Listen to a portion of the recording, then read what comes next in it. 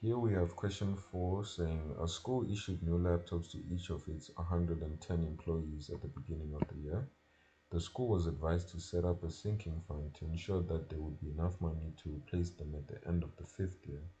So I'm just going to highlight some important information here. The following applies. They paid 6,000 Rand for each laptop. The laptops depreciate at 15% per annum on a reducing balance that's compound. The supplier will buy back all 110 laptops at the end of 5 years at the depreciated value. So we already have that information. Inflation is estimated to be worked out at 6% per annum over the 5 year period. The sinking fund is set up so that all payments will receive 12% per annum compounded monthly. Determine the amount of money required at the end of the 5 years to replace the laptops.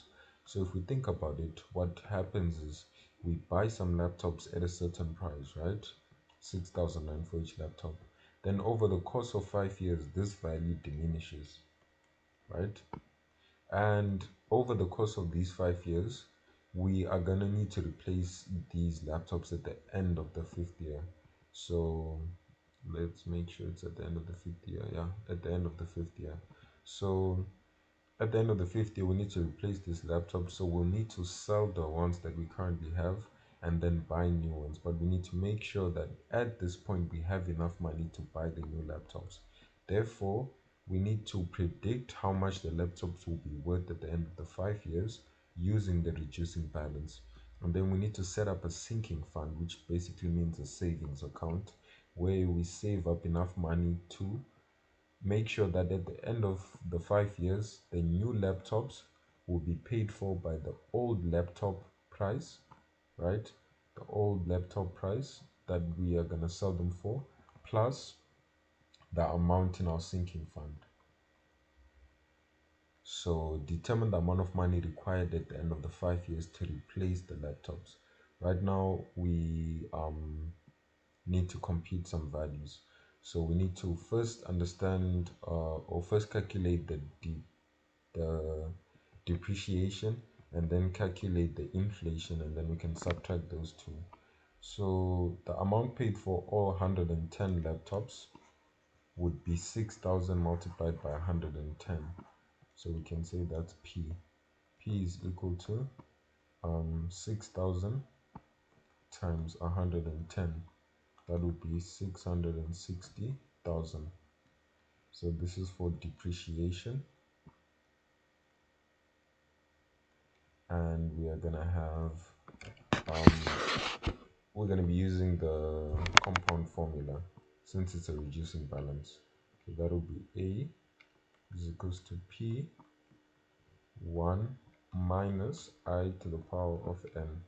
Then P will be 660,000 1 minus the depreciating value is 15%, so that will be 0.15, and this is over a course of 5 years, and the answer that we get is 292,845,51. This is in rands. So we buy the laptops for 660,000 rands, and we only sell them for less than half of their value, 292,000 at the end of the 5 years. Therefore, now we need to calculate how much these laptops will be worth in the future. So now we do the inflation. So due to inflation, the laptops cost 6,000 right now, but after 5 years, how much will they cost?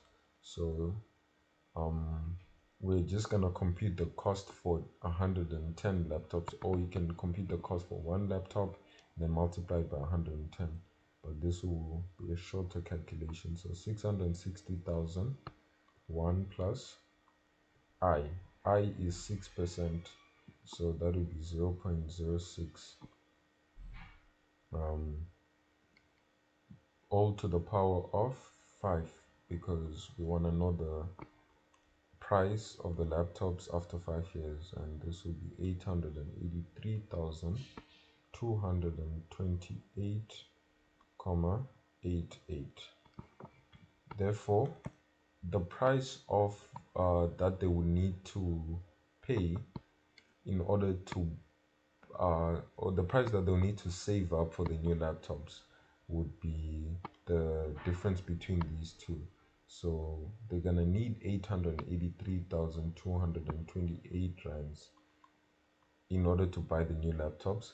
But if they sell their old laptops, we can subtract that amount, which will be 292,845,51 51 like that.